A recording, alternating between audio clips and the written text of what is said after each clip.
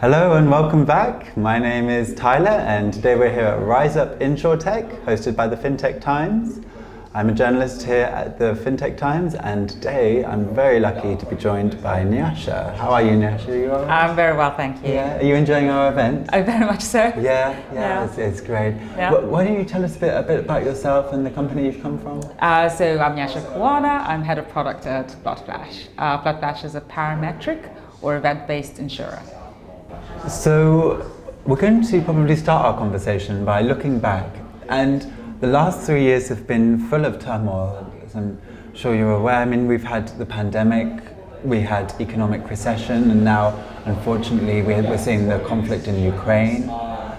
Considering the pandemic specifically, how do you think that's affected the Insurtech space? Probably in a couple of ways.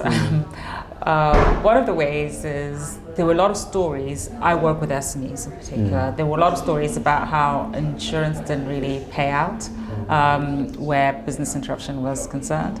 So, in one respect, maybe it's meant people don't really trust the insurers to pay. But actually, I think a lot of people also understood the value of insurance or business interruption at a time like this. I think that's one of the ways it's impacted the pandemic. Yeah, no, absolutely. I completely agree with you. I mean, the pandemic has really shifted the focus onto the sort of having a safety net under you and having sort of that level of protection, which is really, really important. Yeah. I mean, you mentioned that you work with small businesses, and then they specifically have been in the firing line. You know, when we think about insurance, perhaps sometimes we think of a very archaic system or a very archaic sector. But how do you think technology has married together with insurance to push that sort of protection forward? So actually, at FloodFlash, we use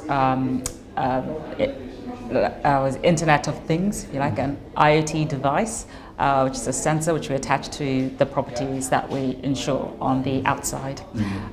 So what this sensor does, it detects flood water when it's flooding, and it notifies us that it's flooding, and when a certain depth, a pre-agreed depth of flooding is reached, we pay out the pre-agreed amount. So actually, in this regard, I think my company is a great example. It's actually made the uninsurable insurable. We're able to deliver our product, which is parametric insurance, which has very precise pricing, really dependent on the location, and we're able to understand what is happening at that location during a flood and react to it and pay the claim quickly. So that's actually a great example of how technology is maybe pushing advancement in insurance. And just for those of our viewers who don't know, would you be able to just sort of maybe essentially define what parametric insurance is? So three things that you really get from parametric insurance. The first thing is the parameter. You need to be able to measure when an agreed event occurs. In our case, it is flood, and more specifically, it's flood of a certain depth. The parameter is like a flood depth, if you like. The other thing is you have data, so you can validate that parameter. So what I've been talking about is our sensor. This is what enables us to understand that it is indeed flooding and that the flood waters have reached a certain depth. And the last thing really you get from parametric insurance is fast claim, because everything is pre-agreed, as in the depth at which you pay out is pre-agreed and the amount which you pay is pre-agreed. So all you have to do is validate that event has been met, and you pay what has been agreed. Well, that's really interesting, and I think it sort of outlines like a really specific sort of end point, you know, of a guarantee almost, if you will. Yeah. So I think I would really like to explore more of the other forms of innovative technology that have come forward in the Insurtech space now. More recently, we're seeing the use of AI, for example. Yeah. What's your take on that? Well, we talk a lot about AI and blockchain, and I feel like we've been talking about them for a good decade.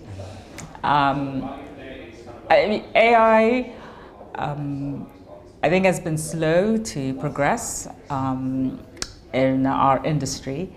I don't really know why that is, but I guess it isn't easy. So conceptually we all get it, but it really isn't easy to make work. That's probably one of the reasons. Now with something like blockchain, it's also something that we've been talking about a lot, and there's some very interesting use cases in our industry where blockchain works. But I guess my overall feeling about blockchain is that it is a solution looking for a problem. I don't think it has the widespread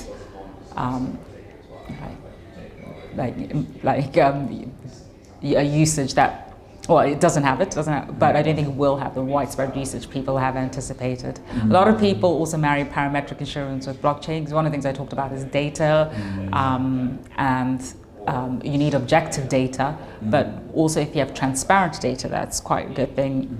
But I guess the reality is at the moment we're able to deliver very fast claims. We've paid our fastest claim during Storm Franklin in February in 5 hours, 36 minutes. And so I guess we're already able to achieve that with blockchain. So the question is, what does blockchain give me that I don't already have? And is it, I guess, worth the investment? And this might take us back to AI. Like I said, it's very hard. Hard means costly and time-consuming and resource-intensive as well. So I guess that's why both of those things haven't really happened. It's a question of cost versus value, and I'm not sure as yet we see the value. That's a really interesting point to put across, because a lot of the people that we've spoken to today have really been singing praises about AI and about the use of blockchain, and one of our speakers even put it as sort of pools of potential.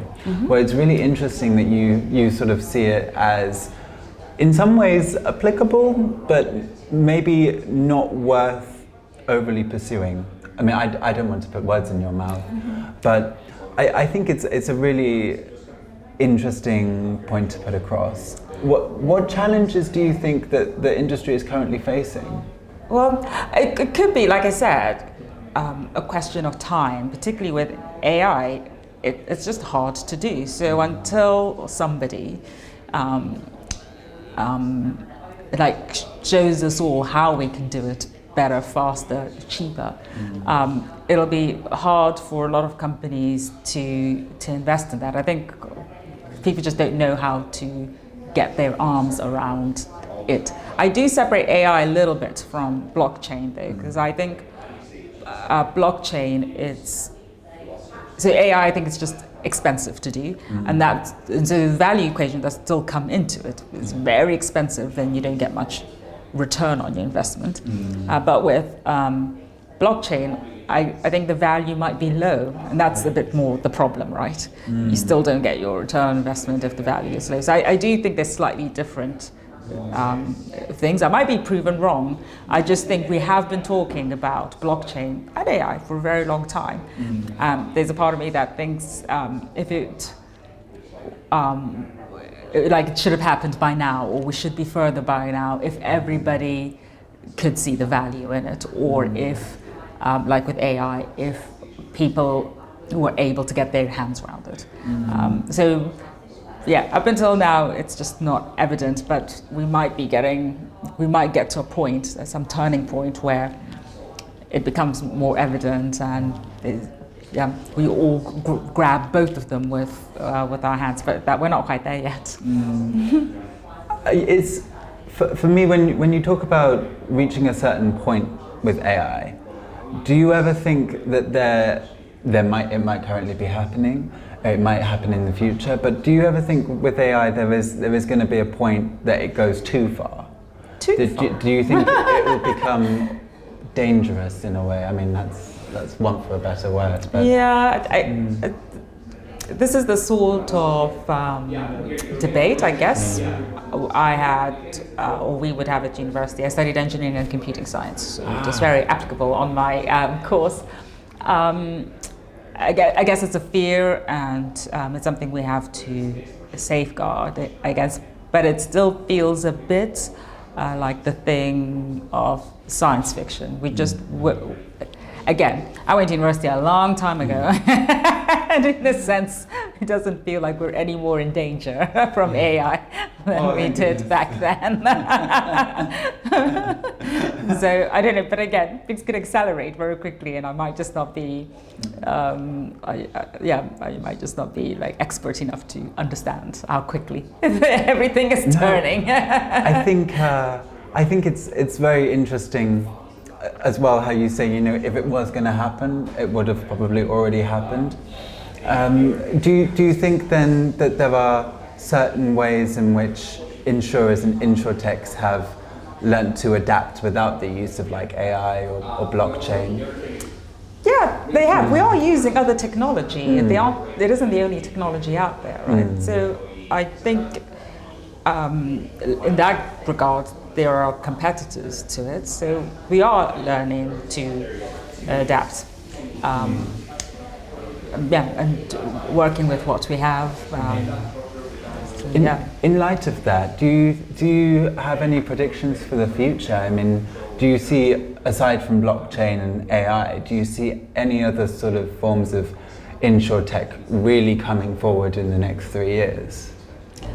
Like a dark horse almost. Do you think anything's going to really take us by surprise? Well, it's always hard to say, in a sense. So there's one company I was looking at online, Motorway. I don't know if you know them. They sell cars, and I understand. One looks for a car online, and then you buy the car online, and it's delivered to you, and so on and so forth. Probably before the pandemic, we wouldn't have thought much about them, but actually the pandemic was an opportunity, because remember, people couldn't leave their homes, they couldn't meet strangers, they couldn't meet family. Well, they're driving, but apparently people are still buying cars, and also with supply chains disrupted, the second-hand market boomed. So this was, I feel like, a great moment for Motorway to have just launched. So I guess what I'm trying to say is, I don't know if we'll have another pandemic of sorts that coincides with an insurtech that's really meeting a customer need, and that insurtech rises.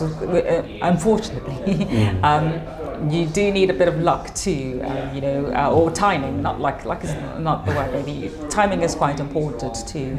It's quite hard to say who will win. That said, I think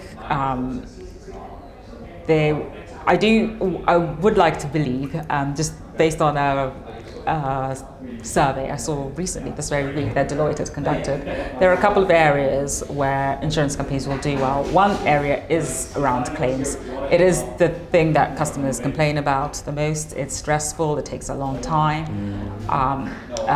They don't like the fact that, they feel like they're getting into, I guess, an argument, with the insurer, because they might say no, right? So they have to make their strong case. And in that regard, parametric insurance takes a lot of that away, and I think there are other insurers who are making that part of the experience. That is really what you buy when you get an insurance product, making that much easier. The second thing is related a bit to what you were asking about technology and how that pushes products. I think there will be, in some areas, increasing openness to using technology, particularly if it helps personalize a product or achieve lower premiums. So I think these are the types of areas that could help an insurtech win. Oh, that's very exciting indeed. I think we'll have to do another interview in about 3 years' time to see if I was right. So this is when you said. But yes, it's all. It's a very exciting time for the industry, and I think you've really helped to highlight that. So it's been a really great pleasure to speak with you today. Nice talking to you. Thank you very much. I hope you enjoy the rest of the event. Yeah, thank you. Yes.